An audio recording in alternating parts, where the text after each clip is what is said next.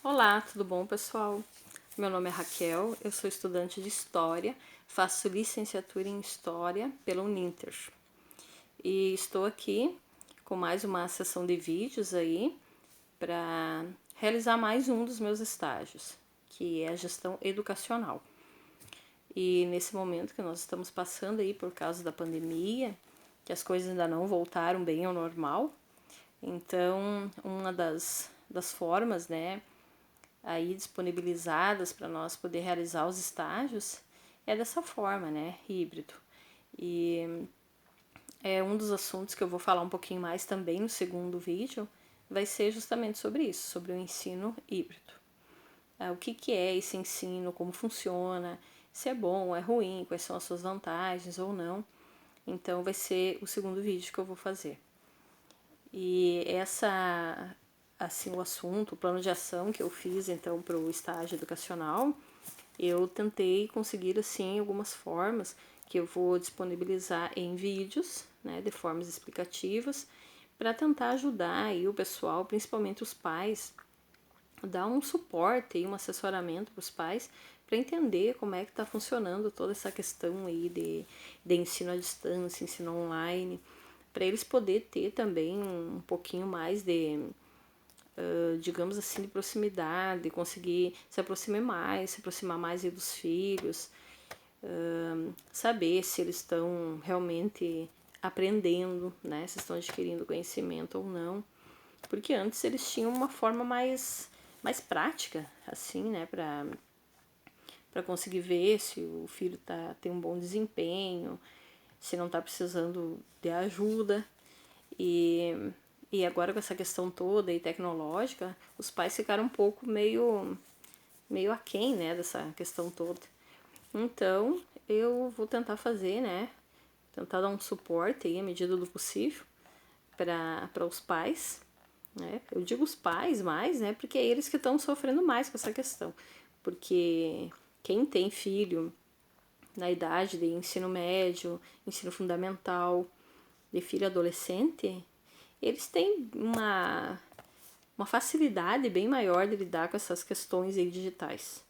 Então, eu digo que eles já nasceram na era digital, então para eles é bem mais fácil, eles não encontraram tanto problema para se adequar nesse sistema aí.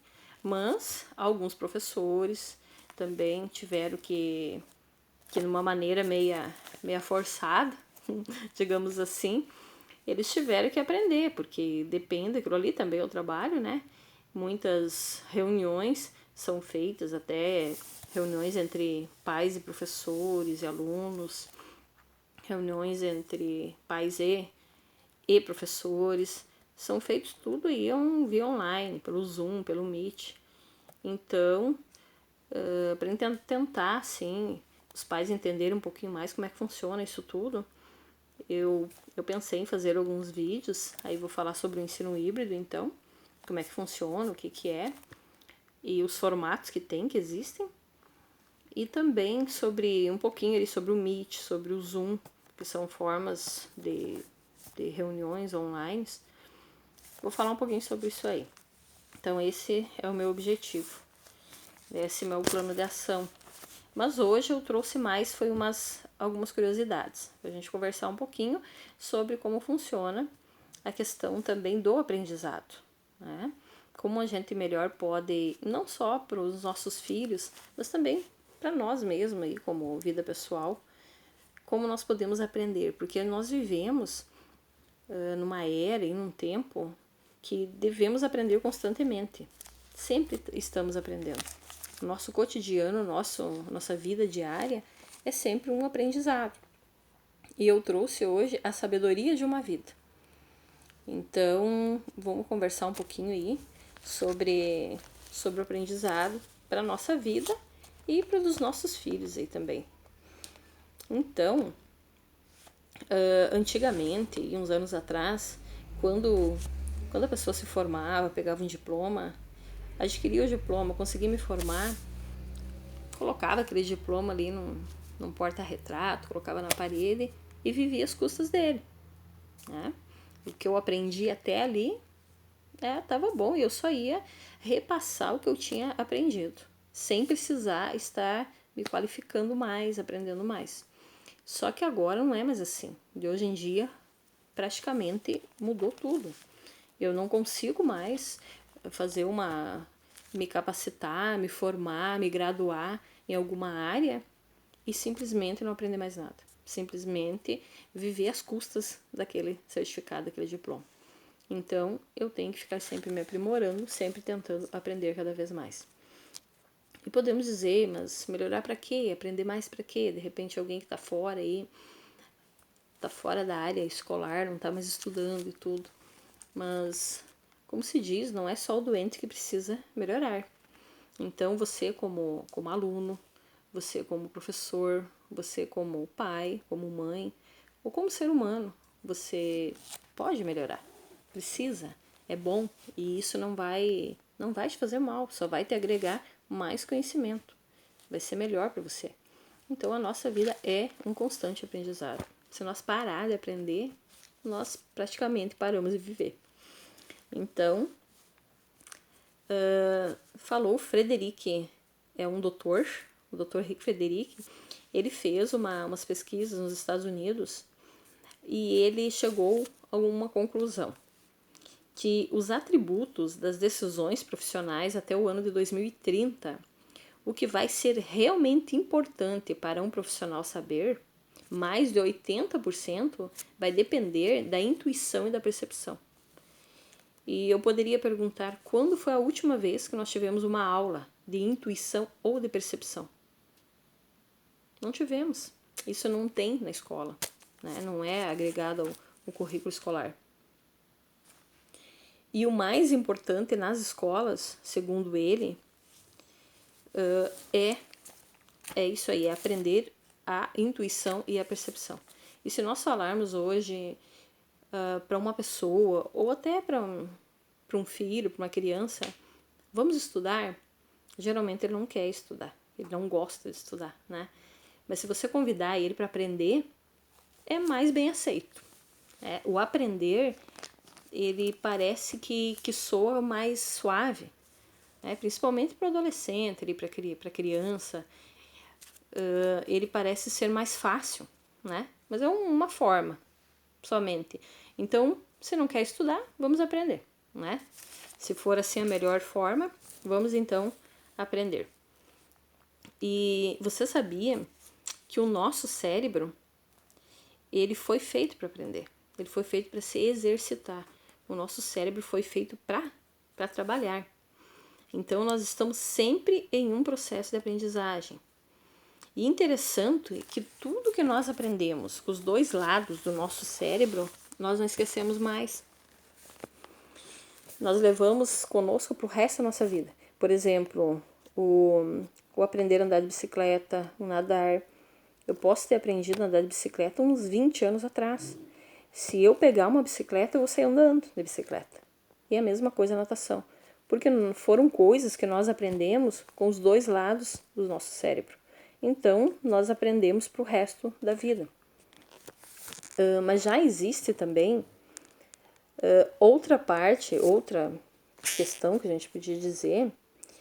Por um exemplo, a última prova que nós fizemos na escola. Se nós voltássemos e tivéssemos que repetir a mesma prova que nós fizemos a última que a gente fez lá na escola, provavelmente nós iríamos tirar, olha, não sei se a metade da nota que nós tiramos aquela vez, nós ia tirar agora. Por quê? Porque a gente esquece, porque esquecemos. Porque provavelmente aprendemos com apenas um lado do cérebro. Não foi como o caso ali do aprender a nadar e andar de bicicleta. Mas existe uma parte da pedagogia que se chama heurística, né? Ela é um método educacional que consiste em fazer descobrir pelo aluno o que se quer ensinar. É interessante que o próprio aluno ele vai descobrindo o processo.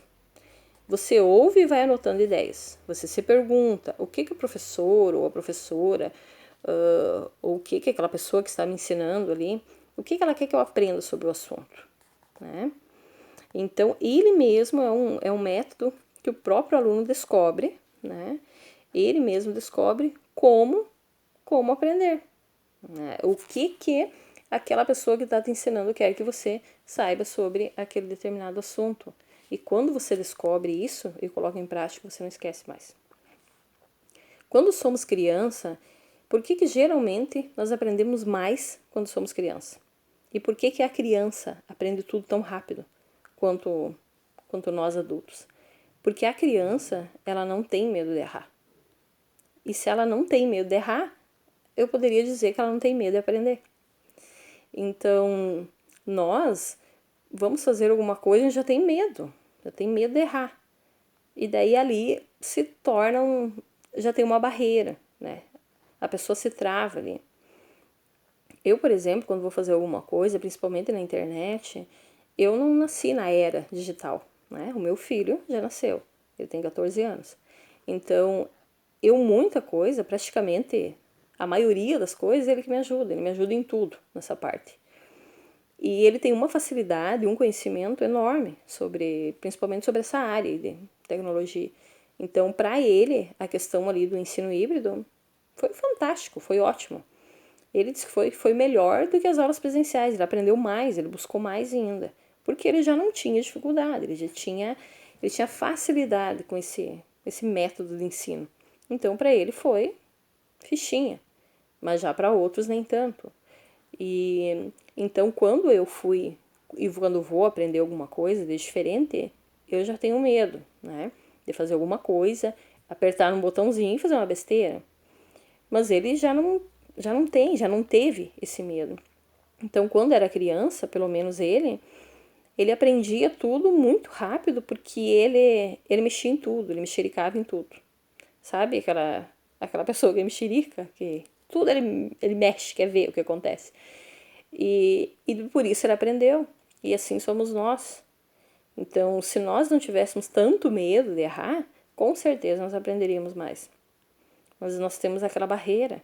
Já isso vem, né? Já é também uma questão, a idade, né? Os anos vão trazendo isso. Então, por isso que a criança, ela tem uma facilidade melhor de memorizar, né? E ela tem bem menos erro, bem menos medo de errar. E por isso, a probabilidade de aprendizagem dele, de acerto, é bem maior do que a nossa, adultos. Então, o próprio aluno, como eu falei, né, ele mesmo aprende, descobre esse processo. E ali, então, quando ele descobre isso, ele não esquece mais o que ele aprende. Então, é uma parte bem interessante essa que existe na pedagogia, a heurística. E falando ainda sobre o erro um pouquinho, você já percebeu que quando tudo dá certo na nossa vida, indiferente da área, quando tudo dá certo, geralmente nós não aprendemos nada. Aprendemos quase nada. Mas quando dá tudo errado, nós aprendemos bem mais. Por quê? Porque o erro, quando ele é bem direcionado e compreendido, ele também é uma ferramenta de aprendizagem. Então, poderia dizer que o erro ele é parte integrante do processo de aprendizado. E o erro, quando é bem interpretado, ele é altamente pedagógico. Tá? Então, o erro também ele pode ser uma oportunidade de nós aprendermos e de fazer diferente. Mas tem pessoas que se fecham para esse tipo de coisa. Você já ouviu muitas pessoas dizendo assim, eu já não tenho mais idade para aprender, o meu tempo de escola já foi, já era, minha memória é ruim, eu não consigo mais memorizar nada. Você já deve ter ouvido isso. Mas isso não é verdade, porque a nossa memória ela não é ruim.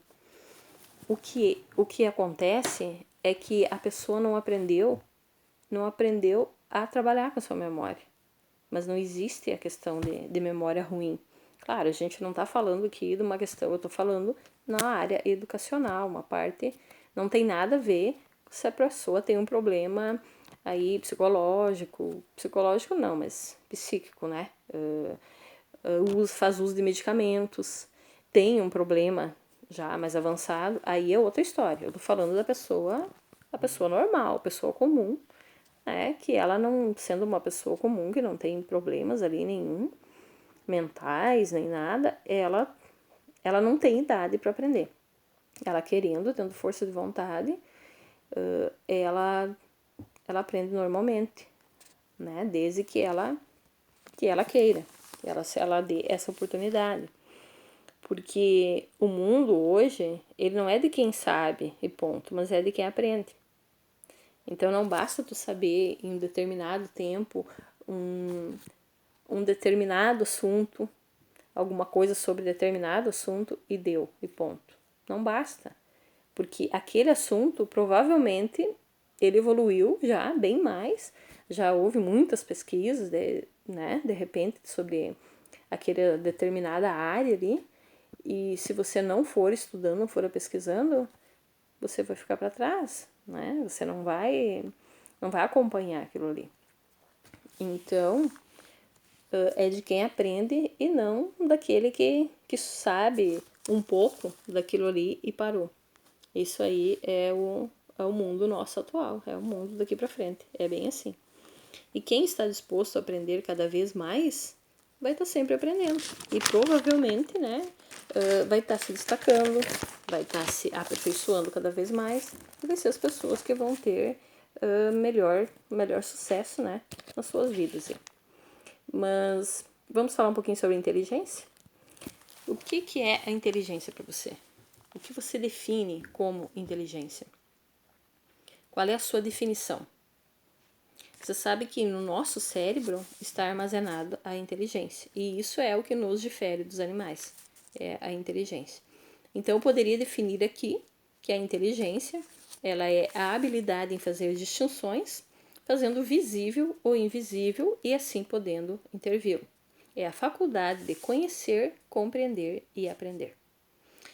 Você sabe que às vezes o que atrapalha a nossa vida, atrapalha a gente, não é aquilo que nós não sabemos, mas é aquilo que a gente já sabe e que não serve mais. Interessante isso, né?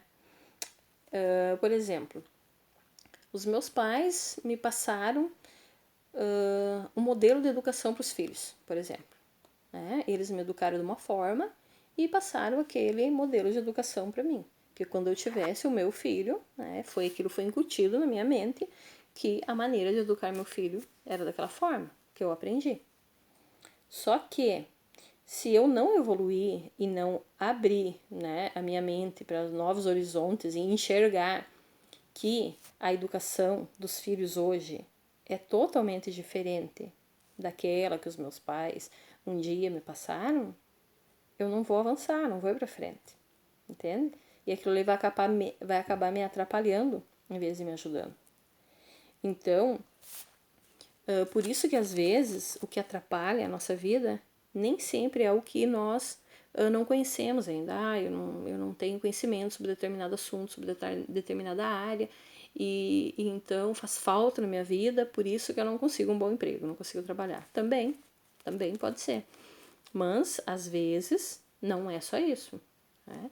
Às vezes não é aquilo que eu não sei que está me atrapalhando, mas é aquilo que eu sei e que não serve mais. Tá? É aquele aprendizado que eu aprendi num determinado tempo da minha vida e que eu não aprimorei. Ficou ali intacto, não fiz mais nada.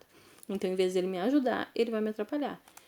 Pensa se hoje eu fosse querer colocar em prática aquele aprendizado que eu tive, aquele conceito de educação para os filhos, né? Lá do tempo dos meus avós, por exemplo, dos meus pais, quisesse colocar em prática hoje para o meu filho adolescente de 14 anos.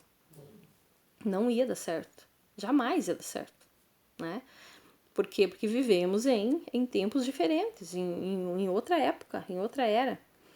Então, esse modelo de ensino já não ia mais dar certo. E daí, isso, ao invés de me ajudar, ia acabar me atrapalhando. Por quê? Porque ia impedir de eu ter, de repente, um bom relacionamento com meu filho, um relacionamento de mãe e filho, um relacionamento escolar melhor, né? Ter uma visão mais ampla das coisas, ter uma mente mais aberta, como se diz. Isso tudo ia acabar me atrapalhando e não me ajudando em nada. Né? Então, isso eu tô falando na área de educação, não tem nada a ver com princípios, né?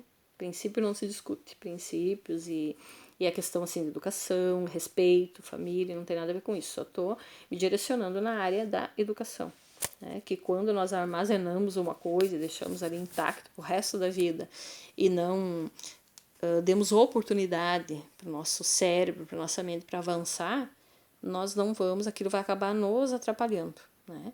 E o que vai fazer falta daí pode ser que não seja aquilo que a gente não saiba ainda, mas aquilo que nós sabíamos um dia aprendemos, mas que hoje não serve mais, tá?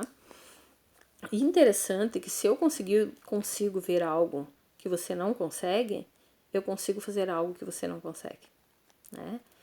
É aquela história. Aquele que pode ver o invisível pode fazer o impossível.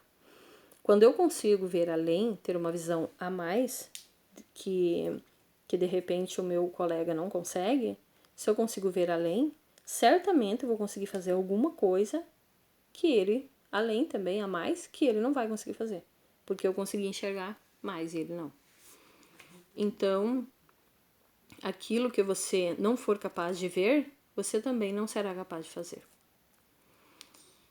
E nós aprendemos a partir de 3 modos básicos: olhando, escutando e fazendo, tá? E cada um aprende de uma maneira diferente. Cada pessoa tem um modo diferente e isso não tem problema nenhum de cada um aprender.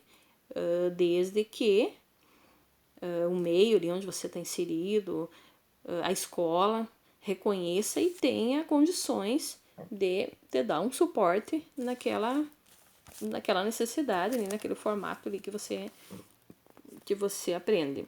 Por exemplo, resumindo um pouco assim, para vocês entenderem um pouquinho melhor. Tem pessoas que elas são visuais, né? Bateu o olho, uma vez ela ouviu, aprendeu e deu, né? Elas são visuais. Mas tem outras que são também auditivas, né? São 3 modos, são olhando, vendo, né? Escutando ou fazendo. Então tem aquela pessoa que aprende ouvindo, ela ouvindo basta. Tem a outra pessoa, ou aluno, que aprende vendo. Tem aquele que precisa ver o professor lá na frente, ver ele lá na frente e ouvir ele falando. Aprende assim. Mas também tem aquele aluno que vai olhar essas 2 formas e não vai conseguir aprender. Ele só aprende colocando em prática o que ele viu e o que ele ouviu, né? E aí, então, nós temos uma outra questão, digamos assim. Porque a escola, realmente, ela é mais audiovisual. Ela tem mais aquela questão de ver e de falar. Então, se a criança for audiovisual, ela não vai ter problema nenhum. Mas se ela for a criança que precisa fazer para aprender, aí já vai ser um pouquinho mais complicado. Porque as escolas ainda não, agora, ainda bem, né, que estão dando um passo um pouquinho além e já estamos tendo mais oportunidades, um leque a mais aí de coisas que a gente pode fazer diferente, que antes não existia, que não tínhamos como fazer. Por exemplo, muitas vezes nós conhecemos crianças que são inteligentes. Você ouviu falar, os pais dizem, meu filho é bastante inteligente, minha sobrinha é isso, é aquilo, de repente você até conhece a pessoa e ela é inteligente, né? Ela aprende rápido, enfim. Mas quando ela vai para a escola, ela não é mais inteligente. Como assim? Ela se depara com uma outra realidade bem diferente. Lá, ela não consegue aprender nada. Ela é inquieta, ela é imperativa. Aí vem reclamação dos professores para casa, que o filho só conversa, que aquela criança não aprende. E daí, muitas vezes, ela é rotulada como uma criança que tem dificuldade de aprendizado, que ela não consegue aprender. Só que essa criança, muitas vezes, o que ela é sinestésica. O que é uma criança sinestésica, uma pessoa assim? É aquela pessoa que aprende fazendo. E se ela não é compreendida, ela não vai aprender. Então, ela pode ser taxada de imperativa, de inquieta, de tudo que é coisa. Mas, na verdade, ela não é imperativa. Ela não é que ela tenha dificuldade de aprender. A escola tem dificuldade de ensinar. É essa a questão. E E a escola, ela, como eu disse, como ela é bastante audiovisual, então às vezes há uma barreira, um ponto assim que dificulta um pouco mais essa questão. E a escola, muitas vezes, ela não está, então, adequada, apropriada para atender aquele tipo de criança. E interessante também que muitos estudos aí realizados dizem que não há nenhuma correlação entre a nota tirada da escola com o sucesso que você tem na vida. Por exemplo, eu posso ter um aluno que não quer nada com nada na escola. Aquele aluno, assim, que não aprende, que tem notas ruins, e pode ser um empresário de sucesso na vida. E posso ter aquele CDF que foi um desastre na sua vida profissional e ir pra frente. Por quê? Porque não basta ter só notas boas lá na escola, né? Então, as pesquisas aí mostram essas evidências que não existe uma correlação entre uma boa nota tirada. Claro que ajuda, é uma coisa, né? Mas não é como eu vou dizer assim, não é regra, né? Que toda criança que tira as notas boas, máximas, ótimas na escola, vai ser uma criança de sucesso na vida, na sua área de profissional, pessoal, enfim. Porque é o que nós temos que ter também. Não basta só ter o conhecimento, nós temos que adquirir estratégias, formas, modos de conhecer, de aprender. E para você ser um bom estudante, a primeira coisa que eu poderia dizer é que você precisa ser motivado. Você tem que ter motivação para estudar. Você tem que gostar de aprender, você tem que querer aprender. Só que não basta também ser motivado, né? Você tem que ter estratégias, formas, maneiras, um modelo, digamos assim, para você aprender. Porque boas ideias, o mundo tá cheio de boas ideias, né? Tem muitas pessoas aí que já estão até lá no cemitério, que tiveram grandes ideias, mas quando não se tem uma boa estratégia atrás de uma boa ideia, essa boa ideia não dá em nada e ela é um desastre na vida da pessoa. Então, seguindo nessa linha de raciocínio, o Dr. Lair Ribeiro, que é um doutor muito conceituado, aí tanto na parte clínica, na medicina, como também ele é um grande motivador, ele faz palestras motivacionais e ele define a educação de uma forma bem interessante. Ó. Ele diz que a educação é aquilo que fica depois que você esqueceu tudo aquilo que aprendeu. E o que ficou? O que fica são os modelos. É os modelos, as formas de aprendizagem que ficam. Interessante, tem um modelo do Dr. Lair Ribeiro que eu vou compartilhar com vocês, que é bem interessante. Ele pede para você escolher um número entre 17 e 77. Você pode fazer aí. Escolha um número, memorize aí, ou se você quer fazer, se você é bom de cálculo, né, de matemática, você pode fazer as contas tudo aí na cabeça mesmo. Mas se não, pega uma calculadora, um papel e uma caneta e vamos fazer isso aí junto. Escolha um número entre 17 e 77. Escolheu? Tá bom. Então agora você vai acrescentar mais 7 nesse número. Depois, você vai multiplicar a soma por 2. Já fez? Agora você vai subtrair 4, menos 4. Divida o resultado por 2. E agora, subtraia o número original, menos o número lá que você iniciou. Que valor você vai ter? Não precisa nem me dizer, eu já sei. Que o valor que você obteve é 5. Interessante, como que eu sei? Eu sei porque o Dr. Lair Ribeiro, ele criou um algoritmo cujo resultado é 5. Ele fez uma fórmula, que eu nem vou apresentar aqui para vocês, porque senão vai confundir mais vocês ainda, e ele chegou então a essa conclusão, que indiferente do número entre 17 e 77 que você escolheu, desde que você siga esses padrões, siga essas regrinhas ali que eu falei para você, você vai chegar ao número 5, indiferente do valor.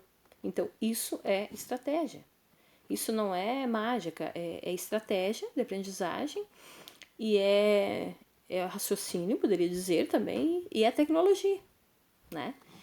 Então, isso é uma estratégia. Outra coisa, 15% da nossa inteligência é herdada e 85% é adquirido. Então, não se preocupe. se você não teve uma família aí, uns antepassados de inteligentes. Porque só 15% é herdado. 85% da nossa inteligência é adquirida. Então, está com você. 85% você depende de você. E um modelo que eu achei bem interessante também, um modelo que eu uso, né?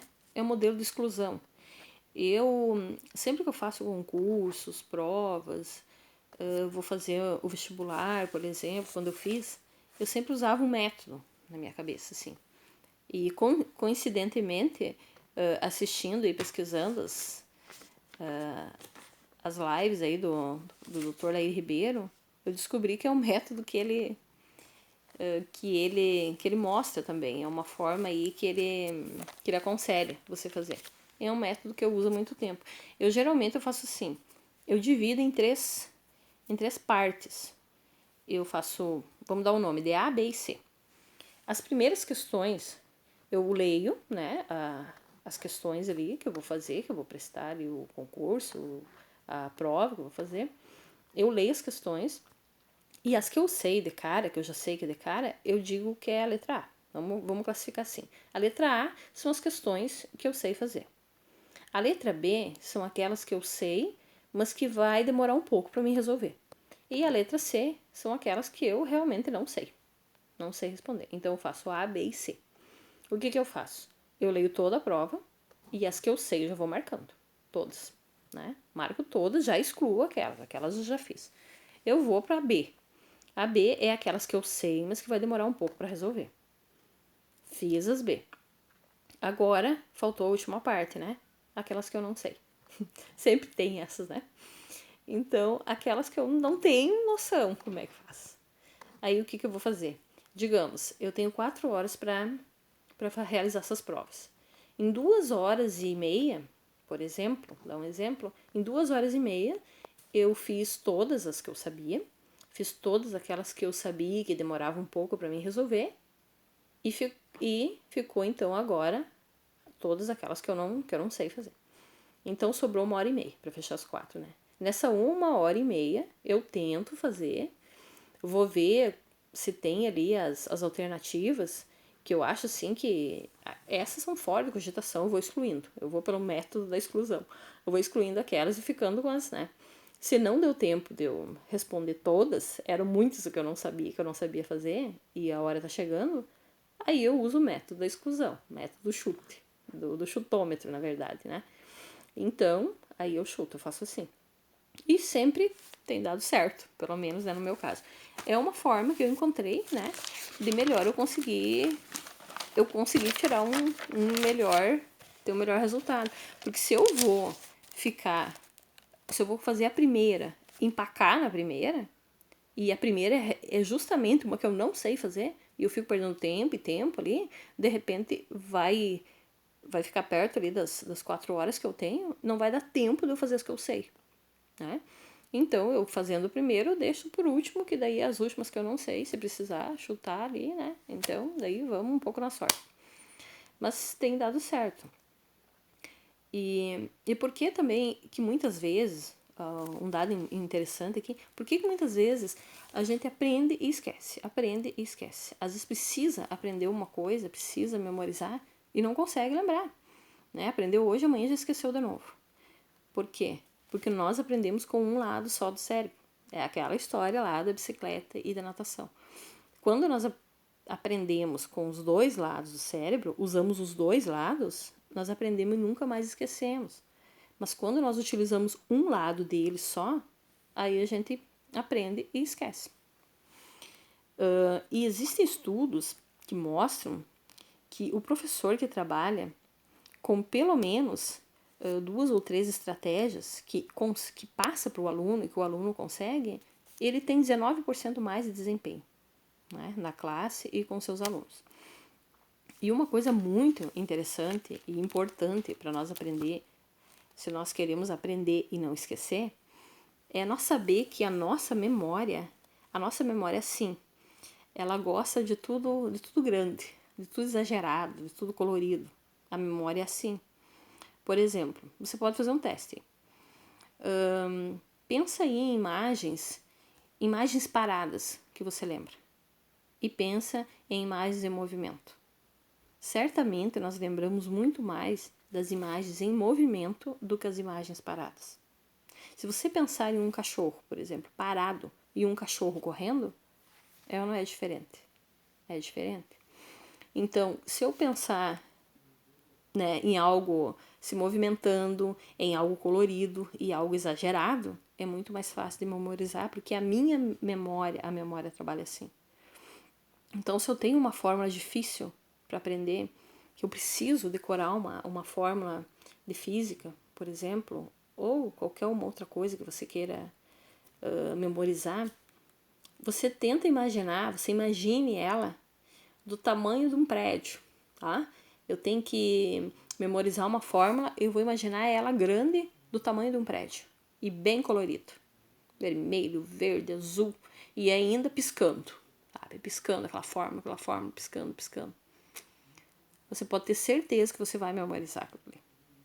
Porque a memória, ela gosta de tudo grande, de tudo exagerado, de tudo colorido e de tudo que está em movimento.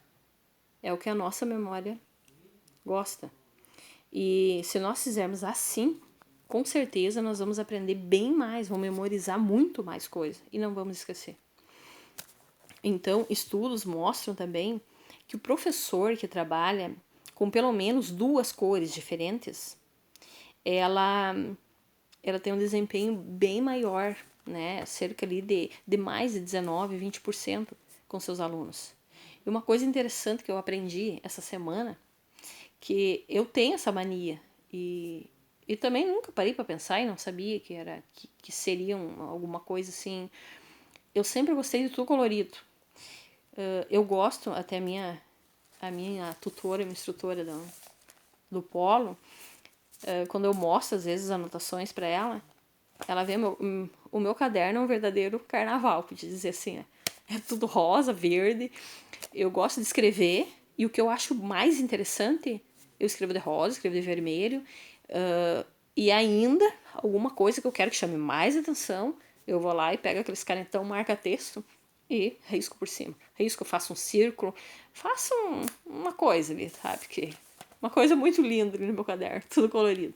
Mas é a forma que eu tenho de aprender. E eu memorizo melhor assim. E é um método, é esse.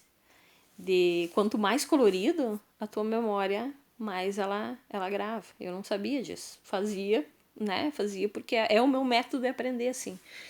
E aí, então, foi constatado que os alunos, os professores que vão ensinar, para eles, o aluno que só usa o giz branco ou que só usa o preto com branco, o aluno memoriza com um lado do cérebro.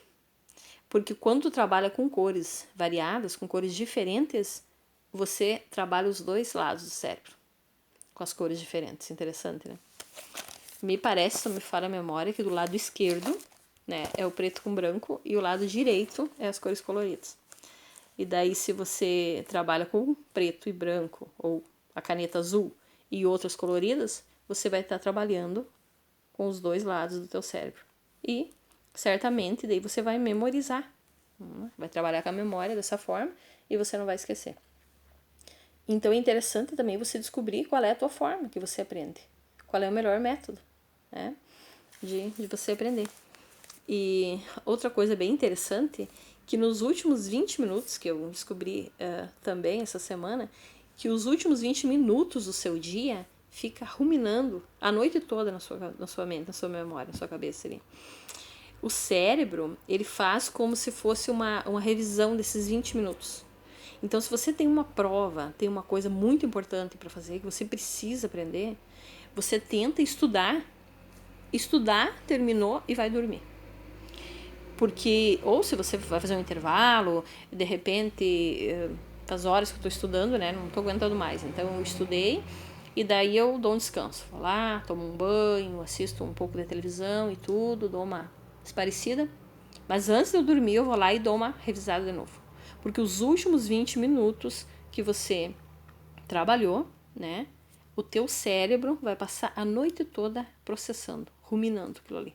processando, passando, como se fosse uma revisão. E aquilo ali é o que vai ficar, entende? É o que fica. Então, é uma dica aí, né? Para você aí tá tentando se preparar aí para vestibulares e de repente para concursos, né? Tente nos últimos 20 minutos você estudar antes de você dormir, que o teu cérebro vai te ajudar durante ali o período da noite, vai continuar te ajudando a aprender. E por último, né? A repetição é a mãe do aprendizado, podemos dizer assim. Você pode ir repetindo igual a criança. Quanto mais repete, você mais vai aprendendo. E falar também um pouquinho, para finalizar, sobre a leitura.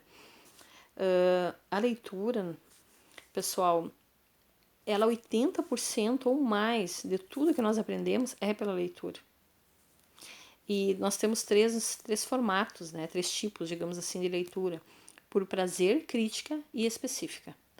E a específica é aquela que você vai lá e escolhe um livro específico, um tema específico e vai lá e lê. Mas 80% ou mais do que nós aprendemos diariamente aí, né, na nossa vida é através da leitura. E a velocidade, a compreensão e a memorização também tudo faz parte do processo. E você sabia que a nossa garganta, ela fala em média 190 palavras por minuto. Então, se você é acostumado a aprender falando alto, olha, que o nosso cérebro, ele processa 1000 palavras por minuto. Então, se você é acostumado a ir aprender a falar, quando der 190 palavras aí por minuto, a nossa garganta, ela não... Né? Se você quiser continuar aprendendo, aprenda na leitura, aprenda a ler. Vai criando o hábito de ler mais, e que quanto mais você lê, o cérebro, ele tem a capacidade de memorizar 1000 palavras por minuto. Então, é bem mais rápido e muito mais, muito mais conhecimento que você tem através aí da leitura, né? Dessa forma aí, como eu falei. Então, eu espero, pessoal, ter ajudado aí um pouquinho mais com essas curiosidades, digamos assim, né? Com esses macetes aí de memorização. E no próximo vídeo nós vamos conversar então um pouquinho mais ainda e sobre o ensino híbrido, né? Então tá bom, pessoal. Até mais. Até o próximo vídeo. Tchau.